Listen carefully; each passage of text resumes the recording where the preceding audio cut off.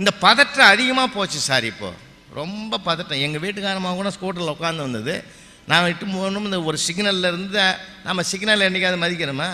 சிக்னல்லேருந்து ஒரு ஒன்றும் இல்லை சார், அந்த எல்லோ சிக்னல் போட்டாலே கிளம்பி போயிடுறான்.